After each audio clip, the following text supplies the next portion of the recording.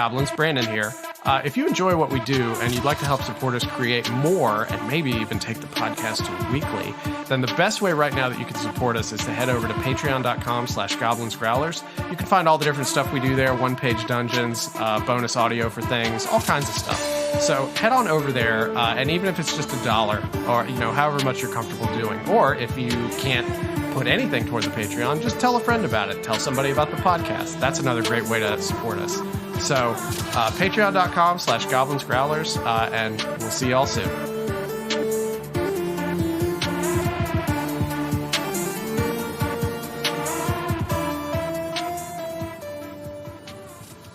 Hello, everyone, and welcome to another episode of the Goblins and Growlers Podcast. I'm Josh Maltby at Black Cloak DM on Twitter, Discord, and I think that's it for right now. Right. Yeah, you don't want to overload yourself with too many social media handles. And I'm Brandon Dingus at Way of Brandalore on Instagram, Twitter, and according to you, that is my default Discord handle. I just don't pay attention to it all that much anymore. Because I've got several different ones across like a dozen different Discord servers. So that's fair. Yeah, I don't keep track of it. But yeah, how you doing, Josh? Doing pretty well. There's a high likelihood that over the course of this recording, we will hear Alex in the background of my recording, because as of tonight, she is doing a live stream for the Trevor Project with the Guild of Granddaughters. I will say that we've been on this call for about a half hour prepping, and I haven't heard anything from her in the last 10 minutes or so. Well, before we started recording, I checked and the stream is in fact ongoing. So okay. I feel like odds are good. I can't say with 100% certainty, but I feel like odds are good. For anybody who listens to QPR will know the trope of Alex peeking her mic whenever she's mildly amused about anything. So you'll get to hear it. You'll get to hear it live on over Josh's audio. There you go. Yeah. Something to keep your ears out for. Yeah, that'll be a nice little Easter egg for you if you really want to get deep into the lore on that. Josh, you'll notice behind me that I have moved my Mortal Kombat multicade into camera view. For anybody who's watching this on video, you'll see it. And I did that specifically for you tonight, because what I've done is I've turned it on and just let it run in attract mode. So your high score will cycle off of the high score list. Did you finally beat me? No, I didn't. But if I leave it running in attract mode, it'll replace all the existing high scores with the same score, but with the initials AAA. So JJM is on its way out. You're trying to wipe me from the record. I see. Yeah, I'll just have to come visit and crush my own high score. Yeah, I did. I tried to beat my Tempest high score the other day, but I was wildly unsuccessful at it. So, oh well. I was just trying to unwind a little bit. I could not beat my 43,600 and some. I got very lucky that day. But anyways, nobody gives a shit about my arcade collection. So, what are we talking about today? Well, today we've got a couple of topics. We're going to be talking about what's the actual name? I keep wanting to call it Keys from the Golden Vault, and I don't know that that's accurate. That is right. I was waiting for you to say something like Golden Keys from the Safe or something like that. Gold Key Comics in the vault. So I'm gonna give people a little look into my brain here. I don't tend to remember things exactly how they're said. I tend to remember the gist of things and my understanding of them. So anytime I'm saying something with quote marks around it, odds are good that isn't a literal quote. And this is why when I'm naming things such as a groat's worth of grotesques, I will be like, oh yeah, the Groats and Grotesques book. That's why Josh had to so imperceptibly briefly stop before he said the name of that book. I have to really think about it to get these things exactly right. And if I haven't used it a few times, odds are good I won't remember. Don't you have a copy of that book for me? I I don't know if I've got a copy. Oh, you know what? I think I do have a copy of that book. I thought he sent us two. I also have a copy of The Curious Village of Skio for us to be looking at. Also by G. Edward Patterson III. Indeedly do. Yes. So we're going to be talking about the keys from the Golden Vault. Yes. Keys of the Golden Vault. You said that with such suspicion in your voice that I actually had to look down at my notes to see if that was the actual name or if you just were not getting it right. But yes, keys from the Golden Vault. So we're going to talk about keys from the Golden Vault. There we go. Mm-hmm. And additionally, we're going to talk about the 1 D&D Unearthed Arcana for Druid and Paladin, which they keep calling it Unearthed Arcana, but it really feels more like playtest materials, and they describe it in a couple of places as playtest materials. So, I mean, that's really what it is. They're just releasing it in the Unearthed Arcana format because that's what people are used to, I think. Yeah. That makes some sense. I like how also I said, hey, why don't you find some stuff on that D&D movie that's coming out to talk about? And you're just like, no, I'm not going to do that. Listen, we had that conversation on Monday. Mm-hmm. And then yesterday, when I was on my way home from work, we had our goblin meeting. And literally in the process of having the goblin meeting, my brain and body decided that too much was enough. And so it was time for me to go have a nap, basically. Well, that's so fine. I got home. I didn't do anything after I got home. I had the capacity for a very little to nothing. Well, Chris Pine's got enough of my money anyway from 1.5 unfulfilling Star Trek movies. So I will likely go see the new D&D movie when it comes. But when this releases, it'll be like the actual release date for it will be like 11 days from now. It's coming out on the 31st. I'll probably go see it. I will probably also go see it. Probably. I went to the theater to see the Jeremy Irons, Marlon Wayans Dungeons and Dragons movie in 2000 when I was in college. I have a hard time believing that this one won't entertain me more than that one did. But speaking of that weekend, by the way, just get this out of the way up top. For anybody in Richmond, Goblins and Growlers is going to be at GalaxyCon. We're going to be running the tabletop room. We'll have a booth set up in there and we're doing panels. So come by and see us. We'll be running like 4 games over the course of the weekend. Don't know the schedule for that as of the time we're recording this, but check our social media, check the Discord, bit.ly/Goblin Discord, and you should be able to find it in there. I'm sure Alon will probably put it on the Instagram too, once we know it. You can also check out our link tree, which is linktr.ee/ is that Goblins Growlers or Goblins and Growlers, Brandon? It's Goblins and Growlers. Okay, so linktr.ee/ Goblins and Growlers, all spelled out. And that, when we've actually got our complete schedule, we'll have our schedule on it. Yeah, and it's a good thing you mentioned the link tree. Because we don't usually pitch it, and it's a very handy thing to know because it usually has all our relevant links on it. I'm going to put it at the top of the show notes. So if you're listening to this, you can just check those out, and I'll put it in bold and put some arrows pointing to it, because the other thing is Goblins and Growlers is launching a monthly email newsletter, and it's going to be focused on like gaming news, recommendations of indie games, and we'll drop some stuff in there about some stuff we're doing, like where we're going to be, whether it's at GalaxyCon or Triad or our regular monthly games. That stuff's usually in the Discord as well. And then also, whatever kind of advertisement of the podcast that we're doing or that we have done in the previous 4 weeks. Like, oh, hey, in this last one, we talk about, Dark Sun being problematic. You might want to check it out if you haven't listened to it. So it's really short. It's like a 1.5, 2-minute read kind of thing. We're setting it up to be really quick because everybody's busy. We're setting it up to just be stuff that you need, stuff that you can use, just, gaming news from stuff like Nord Games, Pathfinder, Wizards of the Coast, obviously. And then we're going to try and recommend at least one indie game from like an itch.io sort of situation every month. But doing it monthly so it doesn't overwhelm people. Occasionally, we might send you out a coupon or something like that. If you sign up for the newsletter, you will get a 10% off coupon for our booth at GalaxyCon or Triad Anime Con. So if you're going to be at either of those places, there's some incentive to sign up for it.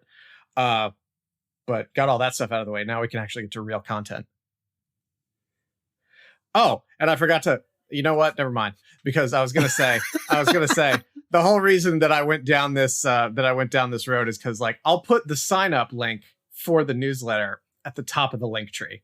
There we go. Yeah. I talked myself into a maze and couldn't get out of it.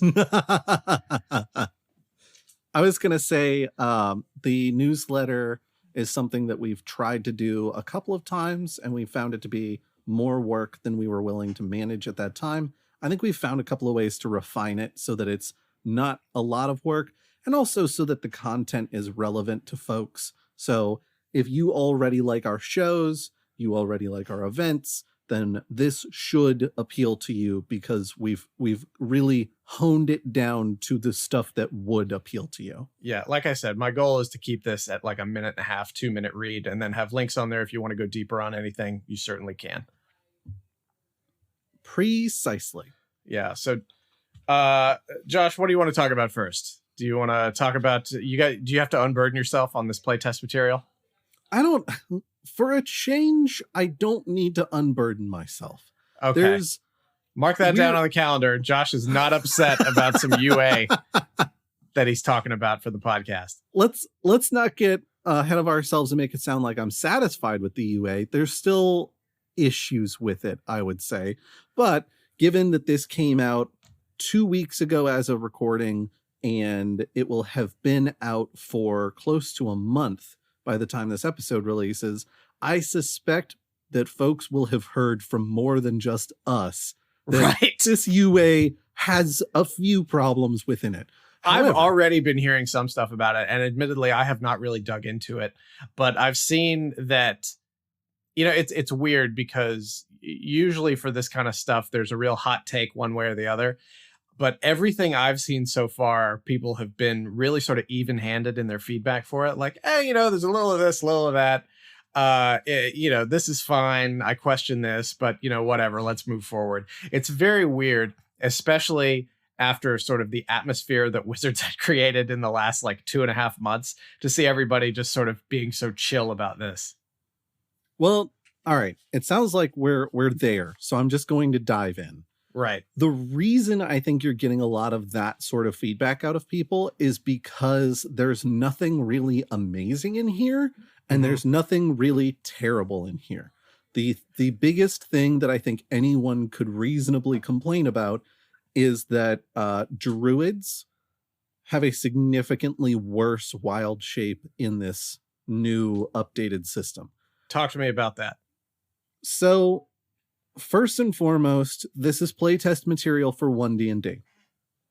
1D&D is compatible with 5e, but it feels a bit like them saying, oh, 1D&D is compatible with 5e is maybe a little bit of a misnomer, because they've gone and rewritten. I hope it's not too much of a misnomer, because it's one of the foundational talking points that they have for 1D&D.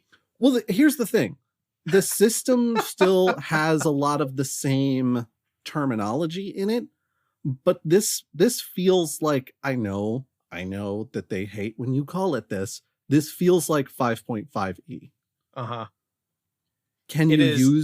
Yeah, it is more the transition from Middle English to Modern English than from Old English to Middle English. Yes, exactly. There's a lot of 5e in here, but they've changed a fair amount of stuff. For starts, just looking at the kind of like expanded rules list, one of the things they talk about is changing inspiration. Uh-huh. It is now called Heroic Advantage. Mm-hmm. It still works like inspiration works, but the rule set says that it gives you advantage on a D20 test. And that you decide to do so. I guess that's an ability check. A D20 test is defined as any time. Let's see. I'll read it verbatim. The term D20 test encompasses the 3 main D20 rolls of the game: ability checks, attack rolls, and saving throws. If something in the game affects D20 tests, it affects all 3 of these rolls. The DM determines whether a D20 test is warranted in any given circumstance. I recognize that this is just playtest material. And, just to be upfront about it, I have not dug in really at all on the 1D&D playtest stuff yet because I just haven't had a lot of time. But it's very odd to me, like, let's introduce this new term to be an umbrella term for these 3 other things that we already know what they are. That seems like a change for change's sake rather than anything that improves the experience of play. Well, it sure feels like the sort of thing where they're going to start working the words D20 test into, oh, this should be a D20 test, or this ability should affect D20 tests. I am right now Googling to see if D20 test has been filed as a trademark at all. That's an excellent question. They do capitalize the T in test, so I wouldn't be entirely surprised to find that they have. Oh, I was about to say, why is this not coming up? I was about to say, well, this is weird because the entire first page of Google results I got for that search were information about deuterium oxide. And that's because for whatever reason, I typed O instead of 0 for D20 test trademark. But this is all taking us down a rabbit hole because I can't find any information about it. So I was probably just jumping the gun on that. Well, that's fine. But it does sound like a new marketing thing that they're trying to do so they can talk about it a little more simply. So that's kind of the big thing that I'm seeing with this playtest material. They are creating some new terminology, changing things, not in a significant way, but significantly enough that it feels different. And then on top of that, they're adjusting a lot of how these mechanics work. So for an example, Druid Wild Shape, because this playtest material, if I could speak English. Pacifically. No, that's how we speak around here. It pacifically I pacifically ordered biscotti, waiter. Me and my nuclear family ordered biscotti. So one of the things that they changed is channeling nature for druids. Mm-hmm. It used to be that channel nature was, here's wild shape, here's maybe 1 or 2 other effects. Each of those has, wild shape had 2 charges unless you were a Circle of the Moon druid or unless you were a specific level. And then there were things that changed those numbers. Now, channel nature is just one of the columns on your class features list. Mm-hmm. So when you're looking at that table of features for a druid, you've got level, proficiency bonus, class features, and then channel nature immediately after that. And so first 4 levels, you've got 2. Next 4 levels, you've got 3. The rest of the levels, you've got 4. Mm-hmm. And that goes for all of your channel nature abilities, including wild shape, but not limited to wild shape. So if you're the kind of druid that never uses wild shape, you can use those channel natures for something else. If you're the kind of druid that uses wild shape a lot, you get more than 2. So it's, like I said, with the rest of it, it's kind of nice. It's not like tremendous. It's not super exciting, but it is sort of a nice feature. They're doing a lot less of like, okay, take this and then divide in half and then round up and then add 4. They're trying to eliminate a lot of that, it seems like, from the rules, because there's a lot more. Here's the explicit number. Here it is in a table. Just look at the number on the table and you're good to go. That's interesting because, when 5e came out, the whole thing was like, we've simplified it so much. We've taken away so much of the complication. And I guess it just sort of speaks to an iterative process that you can only hack away so much and at one time and have a functional game. And then you just have to go back and iterate again. Exactly. Which I will give them credit again. I know it's rare for me to give them a lot of credit.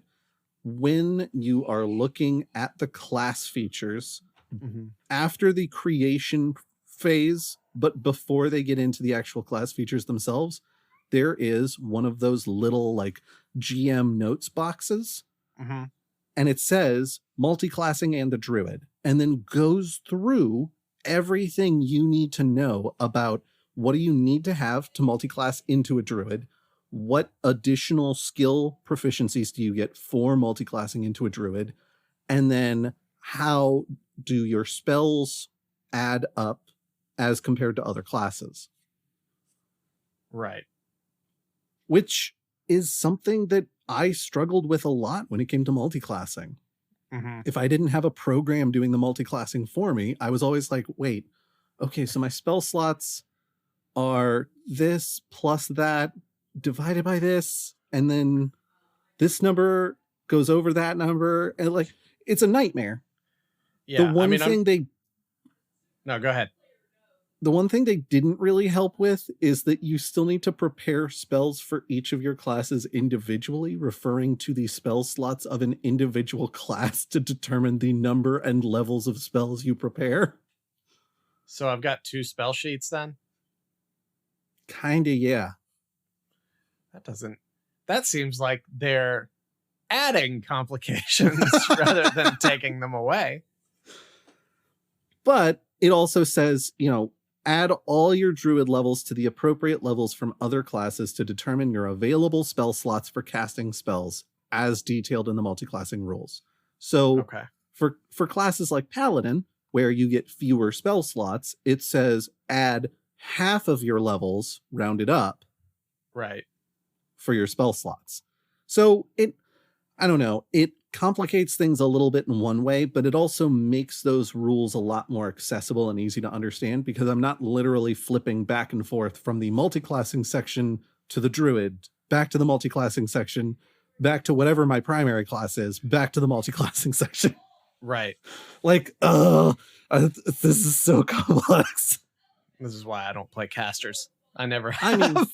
I mean, fair. The big complaint about Druid, and I will agree this is kind of bogus, is Wild Shape is way, way weaker than it used to be, and it involves a lot less flavor. So now you get unlocks for one of 4 varieties of Wild Shape. There is Animal of the Land, Animal of the Sea, Animal of the Sky, and then Elemental Animal. So like a Vulpix or something. The concept is that once you're a certain level, you add elemental damage to your animal forms. Okay. But you get to choose what kind of elemental damage you're adding you shift into your animal form. Is it still based on like you have a CR cap per level? It's no longer a CR cap. It is now a stat block. Okay, and you so have you can just the one stat block. So if I'm level 1, I can pick a bear and just be a bear. As long as it is a small, medium, or large terrestrial animal. Yeah. And then they have explicit stats that go with your bear. Right. Is it different than the regular bear stat block? Yep. Okay. So it's is it like a nerfed bear? Yes. Okay. I mean, it's not really a bear. Yes. It's not really a bear, no. It'll look like a bear because you're allowed to be any small, medium, or large terrestrial animal, but you're going to be Animal of the Land is your stat block. Okay. So I'm not going to do all of these. So it's disguised self. Kind of, yes. I'm not going to list all of these out explicitly. I'm going to do Animal of the Land just as an example. If you all want to check out the rest of them, feel free to look up. I mean, it's the same as Unearthed Arcana. It's free to download, free to look at, free to comment on. Animal of the Land, small, medium, or large terrestrial animal. Your creature type doesn't change. Armor class is 10 plus your wisdom modifier. Hit points.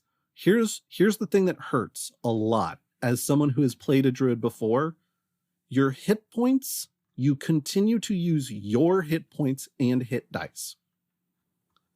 Okay. So shape-shifting into a different creature does not give you a second hit point chain anymore. Okay. If you get knocked out while you're in animal form, you're knocked out. You don't shift back. That is not as attractive to me Right? as the previous one was. Right. Your speed is 40 foot, which is pretty fast for a bear, but decent. Once you're 5th level, your climb is 40 foot. You've got strength and dex equal to your wisdom score. Your con, int, wiz, and charisma are all your scores. Now that the int, wiz, and charisma use your scores, that was already the case for Wild Shape, so that's not really changing anything. The con, though, used to go with whatever creature you were picking, which meant that sometimes you were picking a beefier creature, like a bear, and sometimes you were picking a creature that had a little more utility and skills. That's the other thing. You don't get the special abilities of creatures anymore for shifting into them. So, well, all right, wait. So does that mean if I shift into an animal of the sky, I can't fly? Because wouldn't that be a special ability? So Animal of the Sky is its own shift form. Okay. That you unlock. Let me double check here. I don't want to say it wrong. 9th level. Okay. I think that's still kind of in line because, as I recall, Wild Shape already had those limitations where you couldn't be a creature you couldn't be a primarily aquatic creature until you were, I think it was 7th level. Right. It's 7th level here. And then you couldn't be a creature that is primarily a flying creature until you were 9th level. Right. Or at the very least, you couldn't use their swim speed or their fly speed.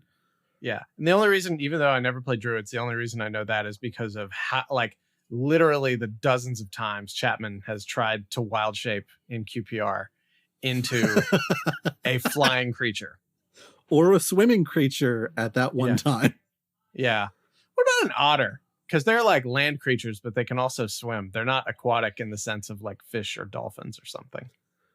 I think the whole idea is that if you shift into an otter as an animal of the land, you only have your run speed and your climb speed. You don't get your swim speed unless you're an animal of the sea.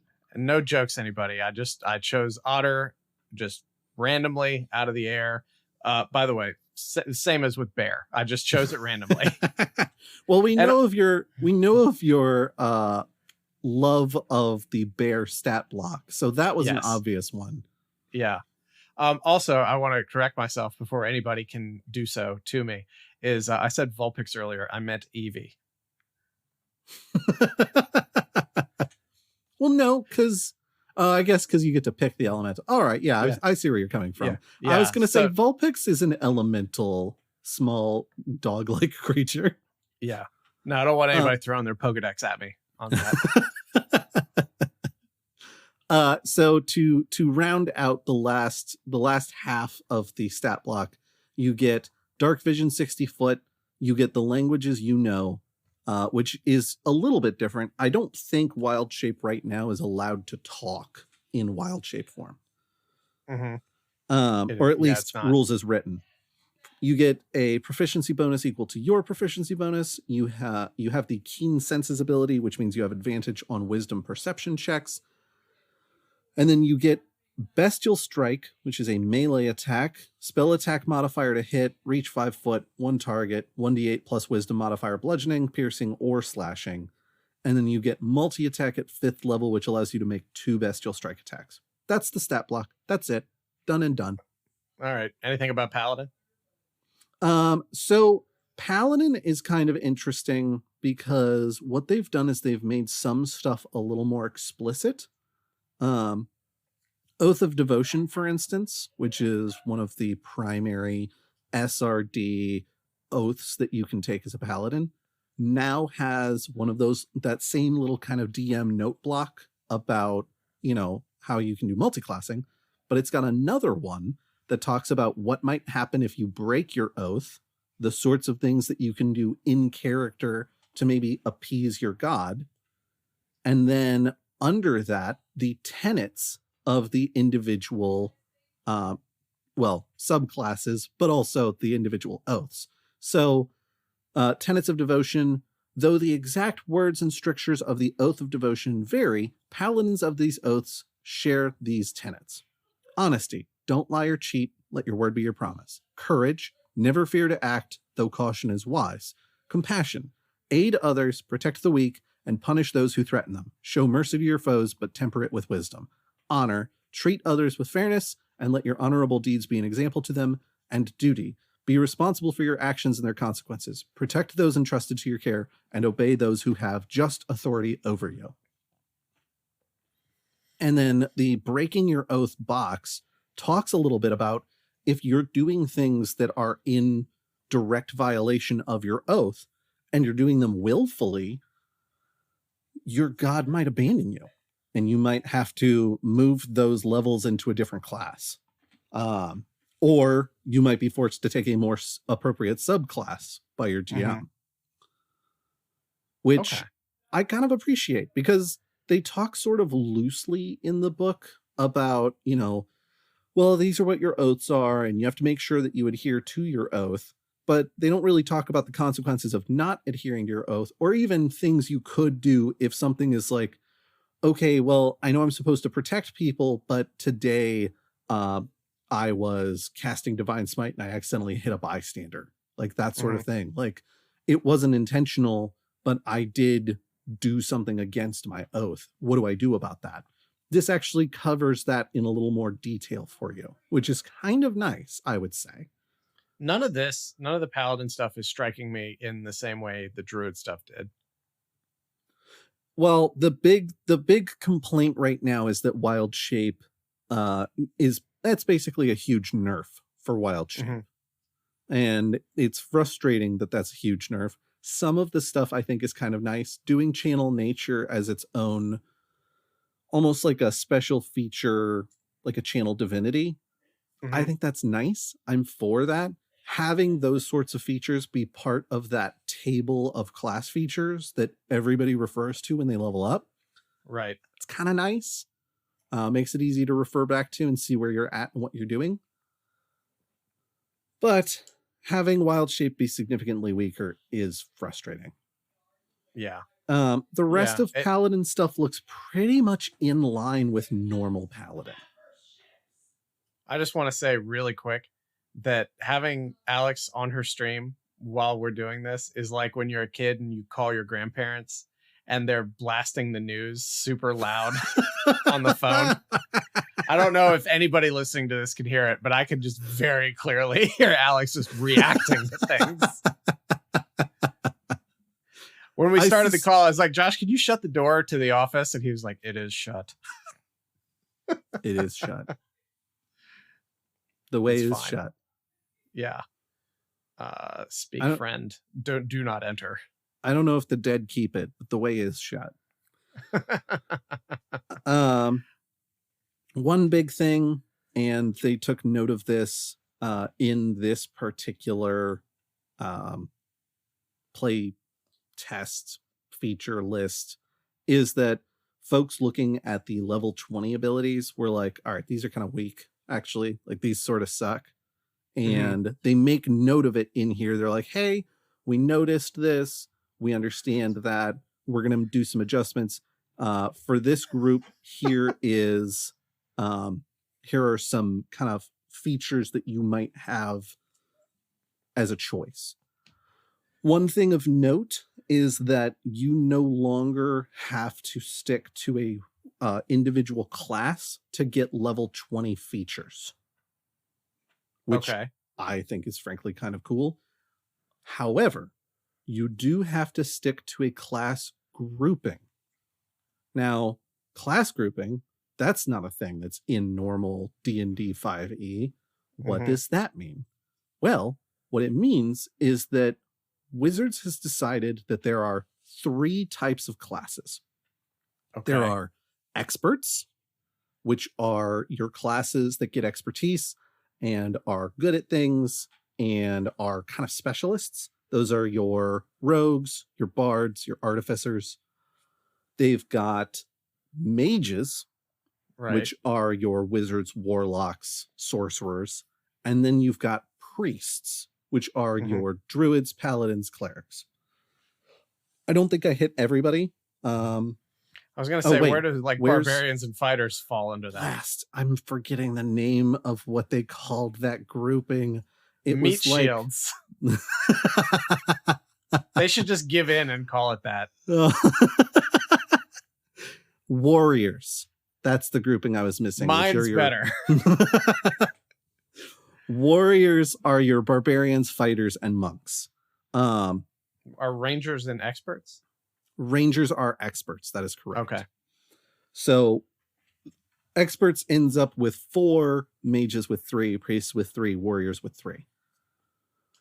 The idea is that if you want to be a warlock wizard multi-class, you should still be able to get caster epic level feats. Oh, I see. So if you're within the same grouping, everything just adds up. Now, I think there's some crossover options, and this is playtest material, so this sort of stuff is likely to change. But for Paladin, just as an example, 20th level epic boon has, where is it? As a prerequisite, the subclass epic boon of spell recall, the prerequisite is 20th level and the mage or priest group. You gain the following benefits: ability score increase your intelligence, wisdom, or charisma score by 1 to a maximum of 30, and free casting. Whenever you cast a spell with a spell slot of 1st, 2nd, 3rd, or 4th level, roll a d4. If the number you roll equals the slot's level, the slot is not expended. Okay. Alternately, epic boon of true sight, 20th level priest group. You get an ability score increase for intelligence, wisdom, or charisma with the same limitations. You get true sight within a range of 60 feet. I feel like we might be getting a little into the weeds on this. It's a little bit weedy, but mostly the point I wanted to make was that if you are sticking to a specific group or a specific combination of groups, you can still get those 20th level ability feats, because that's part of what they're doing now. Right. Okay. I mean, that makes at least on the face of it, that makes sense. I can understand that. I guess it doesn't really negatively affect multi-classing at all, really. It just gives you a benefit for doing it within the grouping. Yeah. Okay. So it's a net gain with no loss. So right. Okay. Because if you were multi-classing, you were already okay, well, I'm not going to get the 20th level paladin specific feature, right? Because I can't. Well, just because we're at 38 minutes now, what kind of closing thoughts do you have on this? I think a lot of people who are grouchy about the changes that they're making, I think it's worth keeping in mind that this is part of why a lot of us have been pushing physical books. This is a part of why a lot of us have been listen, wizards can do what they want with 1D&D. It doesn't matter. I'm just going to keep playing what I'm going to keep playing. And if they decide to go a direction that I really don't want to follow, then I'm off to indie games. That still applies. That's still the case. That's still true. If you like the sound of the stuff that we've been talking about and you like the good over the bad, then go for it. I'm not here to judge folks for playing what they're going to play, as long as what they're playing isn't hurting the rest of the community. Right. My big thing is that this is all playtest material. So if you like some of it and dislike the rest of it, get in there and tell them that, because all creators will do what they can to create what they think is best. And if they are incorrect and they're requesting feedback, then it's up to us to let them know, hey, I actually don't like this as much as you thought I might. And as it so happens, the day of release of this episode is also when they open this particular playtest up to feedback. So we'll include the link to the D&D Beyond page where we got this article from, or not article, but the rule set from in the first place. And there will be a link there where you can add your own feedback for everything that they're doing, whether you like early, it or vote not. Often. Yeah, exactly. Yeah.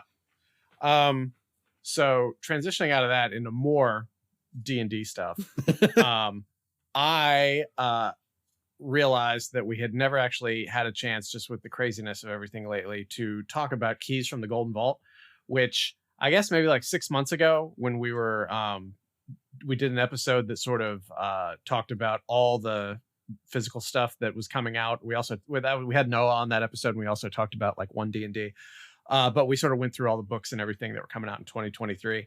And if I recall correctly, because I did not go back and re-listen to the episode, Keys from the Golden Vault was the one I was looking forward to the most. And that has borne itself out. It is a heist anthology, much in the same way that like Radiant Citadel was an anthology and Candlekeep Mysteries was an anthology. I have said it before, and I will say it until people stop listening to me. More of these is what they need to be releasing. The average D&D campaign, and I'm using air quotes there if you're listening to the audio version, lasts 6 sessions. Stop just putting out campaign books that we're never going to finish. These anthology books are great. It's got 13 separate heists, and Chris Perkins, I watched an interview with him talking about it, and he called it a burglar's dozen, which I thought was very nice. But it's got 13 heists, all set. There's like a train heist, there's a museum heist, there's a musical conservatory heist. That's the one that Perkins wrote himself.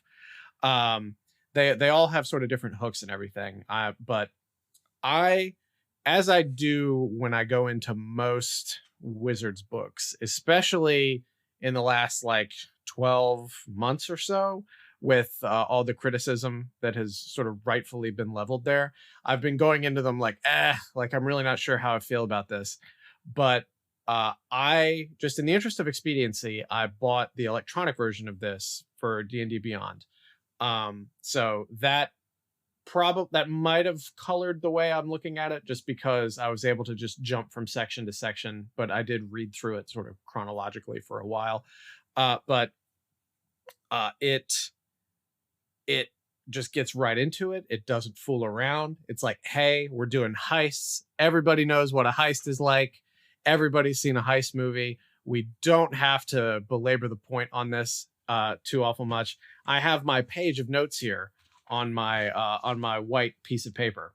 And I also, while we were talking and you couldn't remember the name of it earlier, I wrote down Keys from the Golden Girls, which if somebody hasn't written a Golden Girls oriented heist in the month since this came out, they absolutely should. Yeah. And by the way, we're recording this on the 8th, but by the time you listen to this, Keys from the Golden Vault will have been out just shy of a month. So I still feel like we're reviewing this relatively early, considering some of the YouTube reviews I see for things are like months after something has come out. So I feel really good about it. But anyway, getting back to this. First, I'll say, yes, I just bought the electronic edition, but absolutely go to your friendly local gaming store and buy the physical version of this, because it is such a great book to have on your gaming shelf.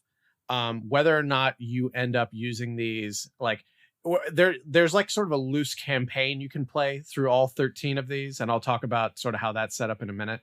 But obviously, ideally, you can take these and just drop them into whatever adventure you're running. But it doesn't have to be D&D. It's very easy to take these and just transfer the story beats over and use it with whatever system you want to use. It's absolutely worth buying. I'm going to go buy a physical copy of this. This is another one, because it's time for my rant on box sets again. This is another one that is perfect for a box set release. It's perfect for it, and I'll tell you why. Because of maps, because of planning documents, things like that. Each heist has a player's map. It has like 2 versions of a player's map. It has like a really nice one for, well, not all of them, but most of them have like a really nice one that's like the DM's, it's like your traditional thing where it's like the DM's map that's all labeled and everything, and then you have the player's version of the map that doesn't have any of the labels on it. They also have another version, which is like the players scrawling out sort of the map on like a napkin or something like that. I mean, it's like polished. It's really well done graphic design, but it's designed to evoke the idea that they're sitting in the basement with like the blackboard behind them, and they've got like all the principles and everything up there, and they're using the information they've gotten from people to draw a little map for it and everything. It's fantastic. It would be amazing as a table handout for folks. And, you know, I know you can photocopy this stuff from the books, but it's not the same.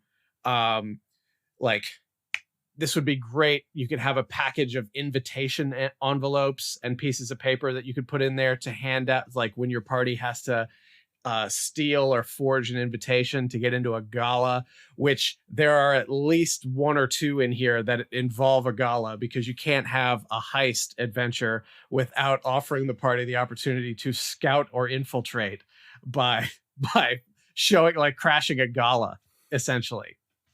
But I know it's just like, I'm just talking about like, oh, well, they should go to the expense of doing the box for this so they can have like maybe like 3 dozen sheets of paper that you can hand out to people. But it really enhances the flavor of play and everything. Like, this is crying out for like a Beetle and Grimm like $100 release, because the way that the campaign is threaded through this is the Golden Vault is actually like this guild-like organization that exists. Like, their headquarters is like sort of on like it's on one of the other planes, essentially, but they right wrongs and support virtuous underdogs. Ooh, Robin Hood energy.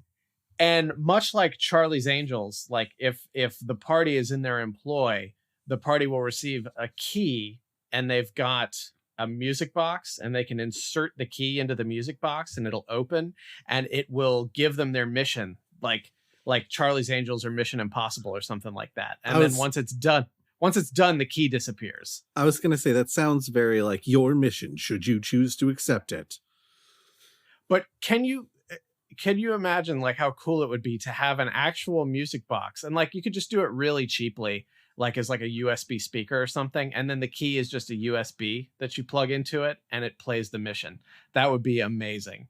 It would probably end up costing a lot, but it would be amazing. But anyways, that's why I'm saying that this should be like, Beetle and Grimm should do like some sort of box, like actual box set for this thing. It would be amazing. Do all the handouts, age the paper, that kind of thing. So anyways, I was going to say, you were talking about the concept of the music box being maybe too expensive to accomplish, but really a small speaker that runs off of a USB interface isn't tremendously expensive. And with 3D printing, you could probably do something like that without spending an arm and a leg to do it. I don't know. It seems feasible to me. Yeah. I'm just already thinking about ways this could be better, but it was very good. So the Golden Vault approaches folks for membership once those people have sort of established themselves as virtuous. And my note when I read that part was, I like it and I don't like it. I like it because it creates sort of a narrative through line for all of this. It makes it really easy to give your party essentially side quests, like, oh, hey, you know, I know we were getting ready to go raid this tower, but you got another key from the Golden Vault. You know, it's time to work for a living. But the idea that the Golden Vault is hiring like thieves to do these things, to like right wrongs, like they're, you know, Sam Beckett and Quantum Leap or something like that. But you're almost by definition going to have a party of sneaky thievy type people that get into this kind of thing. And I know you can probably have a really solid party mix for this and not just an all thieves campaign, but it seems to me like it was created specifically as an excuse to keep the party on sort of the straight and narrow, even though the whole book is about stealing stuff. There's actually one adventure in here that's a reverse heist where you have to put something back. Oh, yeah. I was going to say, not all of them are about stealing. In those sorts of scenarios, I'm always like, I mean, that might be the way you wrote it, but I'm going to run it how I run it. Darn it. Right.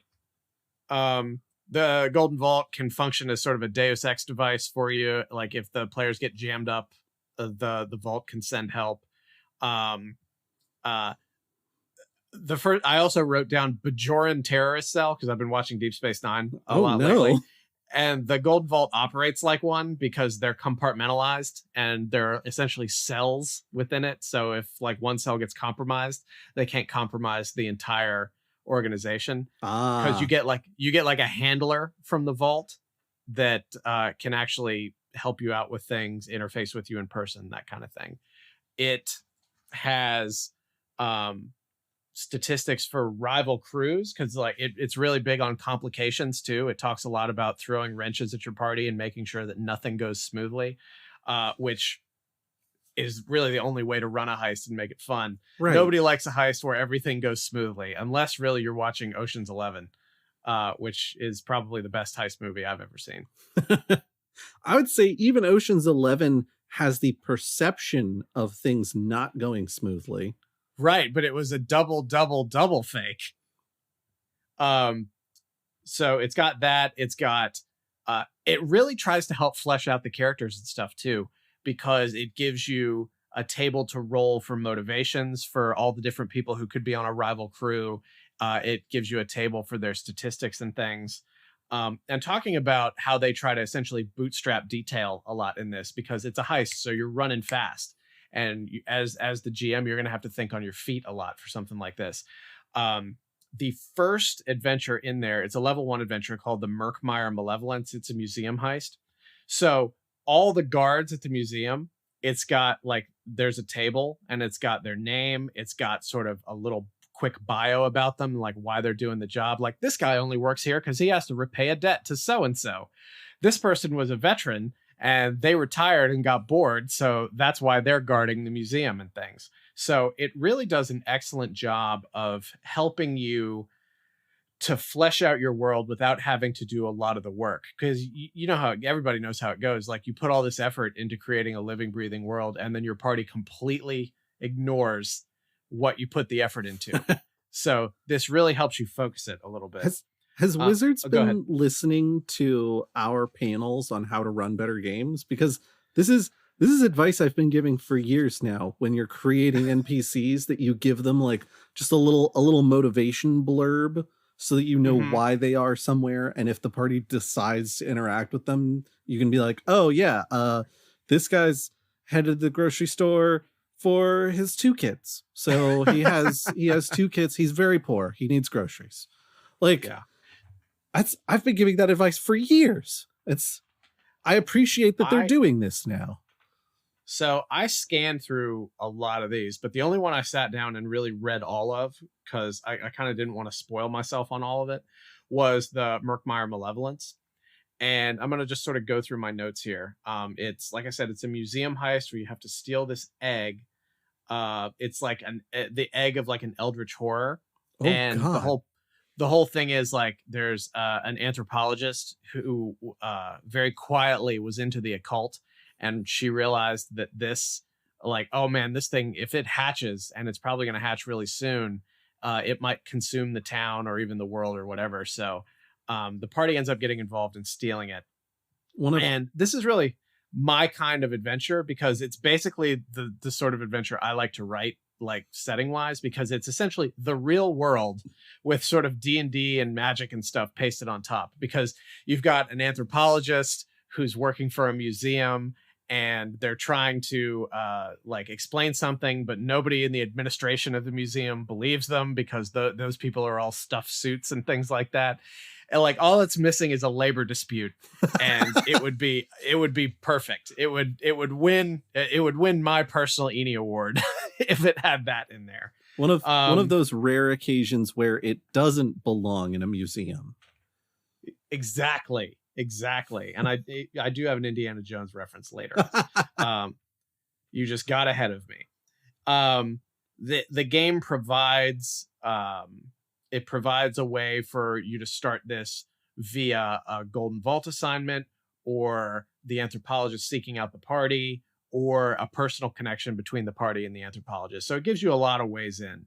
This is one that has a gala that you can go to for reconnoitering.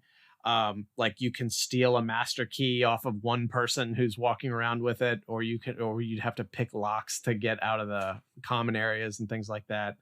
I talked about the table of guards with their personality and motivations.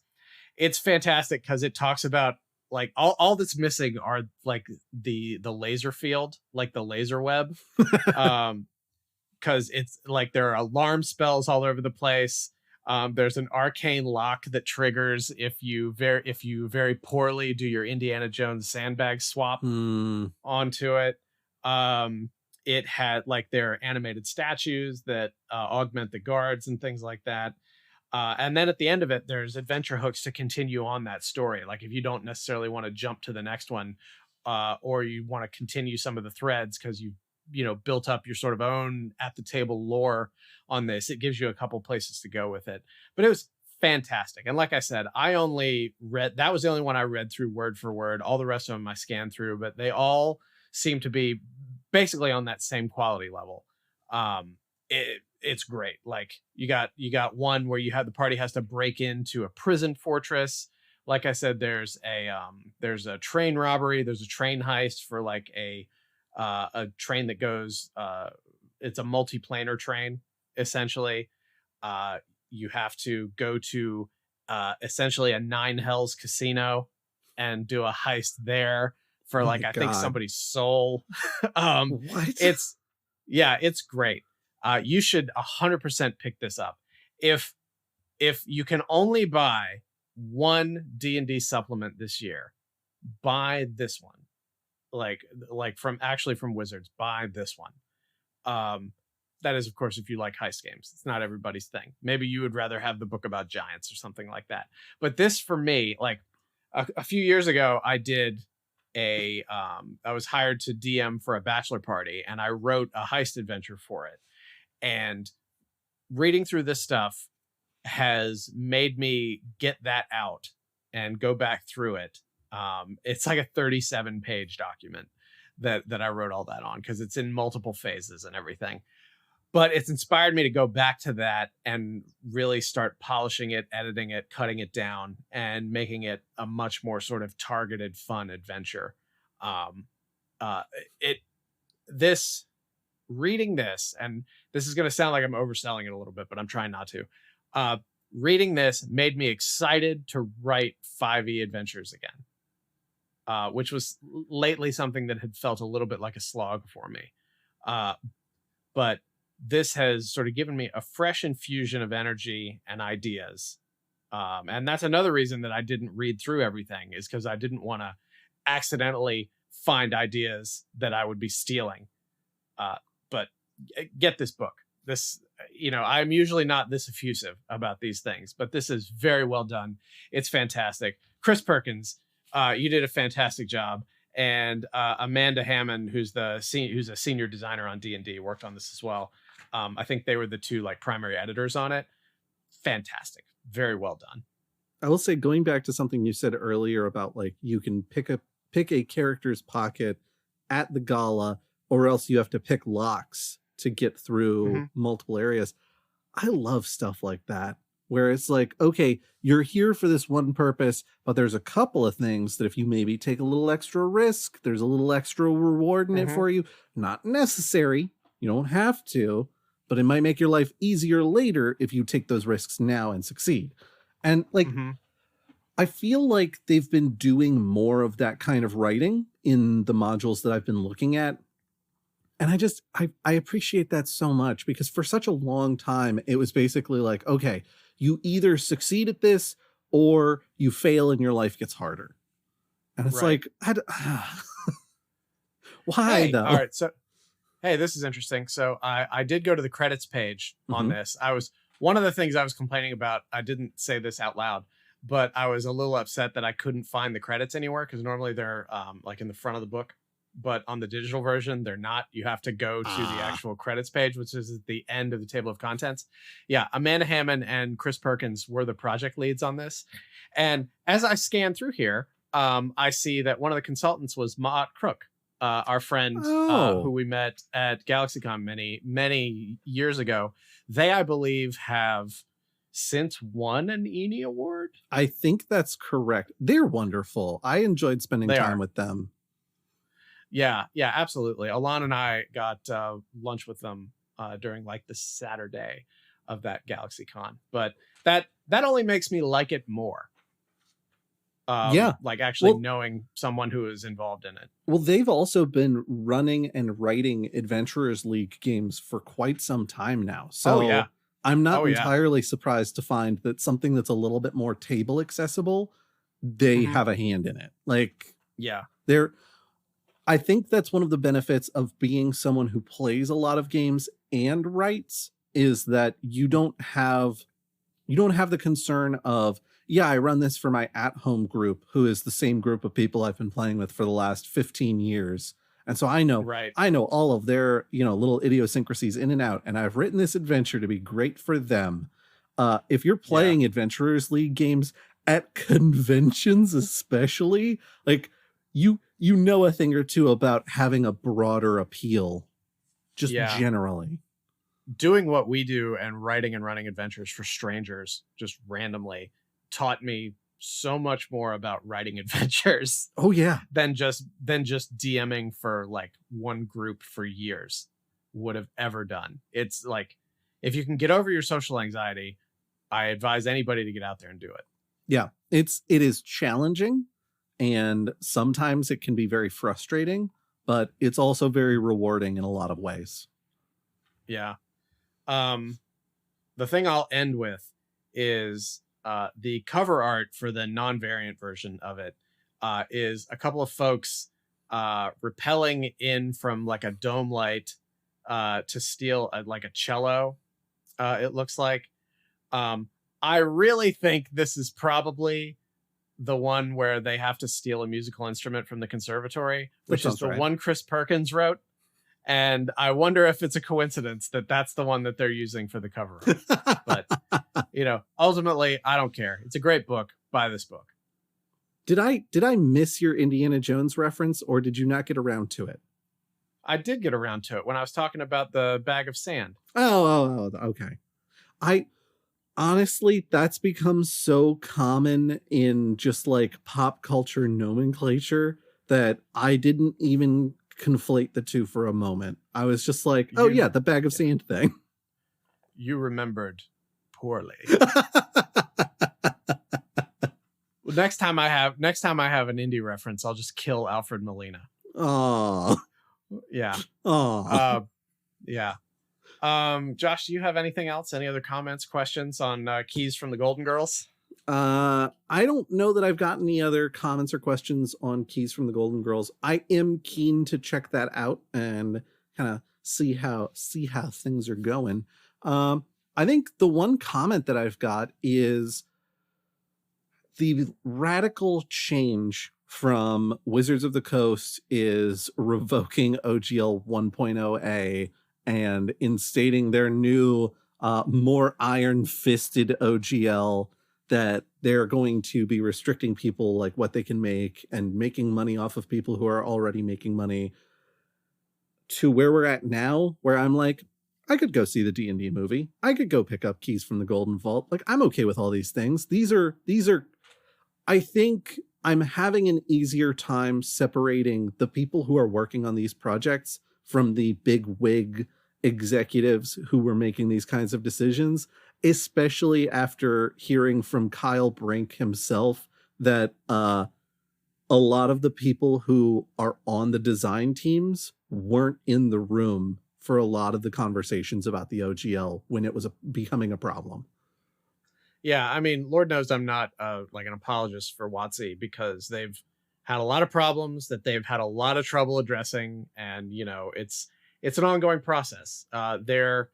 It's an evolution for them. It's ongoing. Yeah. But I felt, especially with like the way things changed and stuff like that, I felt like it was really more of a Wizards versus Hasbro kind of thing. Like, to me, it felt like it felt corporate. It felt like a very stuffed shirt response. And I think that's why so many people were shook by it, because with the sort of accessible, friendly atmosphere that people like Jeremy Crawford and Chris Perkins had been trying to build, especially as they were navigating all this like rocky bullshit that they frankly should have fixed before it became a problem.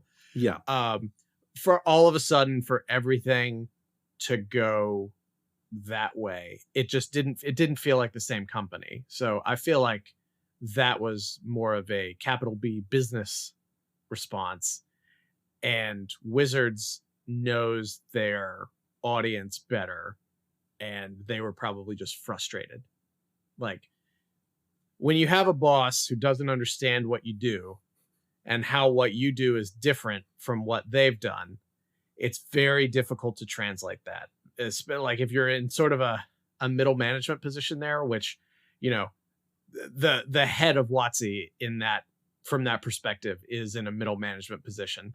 Like, you have to do your best to be a Rosetta Stone to translate from your audience up through your frontline managers to you, like what they want, and then have to convert that into sort of linear B and give that to your boss, who ultimately answers to shareholders and things like that. It's very complicated. It's there's no rest for the WotC executive in that situation. It's a very thankless thing. So I sympathize. Yeah. I think just as a little bit of a side note, this is you and I doing supposition. We don't have like secret backroom knowledge that that's exactly how things went down, but that does definitely feel like how things went down. Yeah. Yeah. I mean, I think we were talking about that when it was going on. How it just felt so strange. Yeah, we absolutely were. I just want to make sure that we clarify these things a little bit, as to not give anyone, including any people affiliated with Wizards who might be listening, the wrong idea.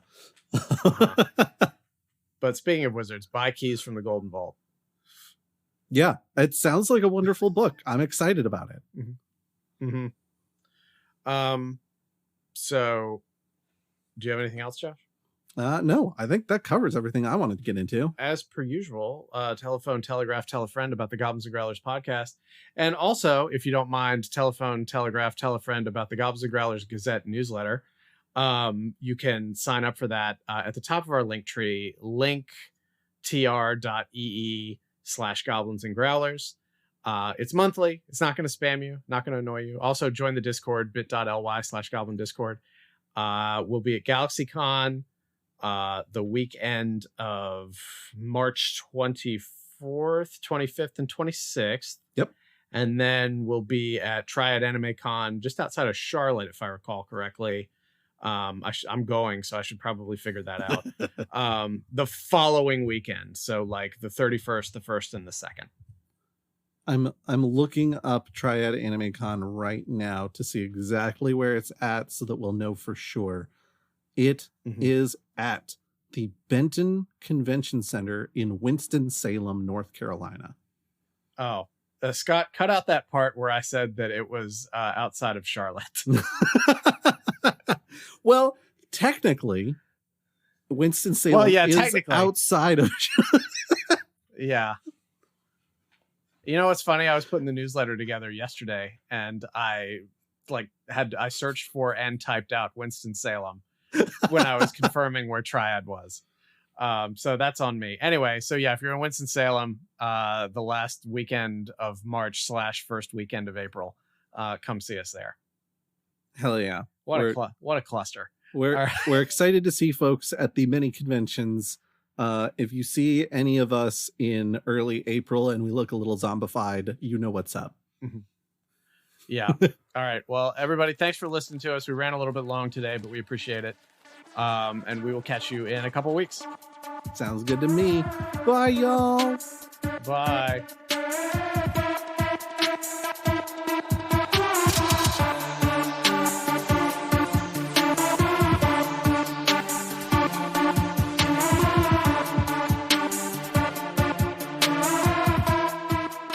If you like what you hear, consider subscribing and giving us a review over on Apple Podcasts. Especially early in the feed, subscriptions and reviews are super helpful for bringing new listeners our way.